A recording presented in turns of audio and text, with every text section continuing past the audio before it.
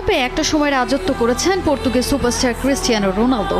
বিশ্বের সবচেয়ে নামি দামি ক্লাবগুলো মাতিয়ে যখন পাড়ি জমালেন সৌদিতে, সেখানে নতুন উদ্যমে ক্রিস্টিয়ানো ম্যাজিক দেখছে ফুটবল দুনিয়া। আর আল নাসরের এই যাত্রায় রোনালদোকে যেন নতুন রূপেই দেখতে পাচ্ছে তার ভক্তরা। শুধু পারফরমেন্সে ঝলক দেখাচ্ছেন তা নয়, নতুন এক রেকর্ডে নাম লেখাতে ছুটে চলেছেন দুর্দান্ত গতিতে। বয়সের সঙ্গে পাল্লা দিয়ে ছুটছেন তিনি, সঙ্গে 1000 গোলের মাইল ফলক স্পর্শ করতে নিজেকে উজাড় করে দিচ্ছেন মাঠের ফুটবলে। সৌদি প্রো লিগে রনের পারফরমেন্সে রীতিমতো অবাক হওয়ার দশা ভক্তদের। এর মধ্যেই এবার নতুন এক খবর ঘুরপাক খাচ্ছে গণমাধ্যমে। রেকর্ড পরিমাণ অর্থে সৌদি ক্লাব আল নাসরে পাড়ি জমানোর পর ক্লাবটির সঙ্গে শেষ হতে চলেছে CR7 এর চুক্তি। তবে দলের সবচেয়ে বড় তারকাকে তো আর এত সহজে ছেড়ে দিতে চাইবে না ক্লাবটি। ক্রিস্টিয়ানোর সঙ্গে চুক্তির মেয়াদ বাড়াতে ইতোমধ্যেই কার্যক্রম শুরু করেছে কর্তৃপক্ষ।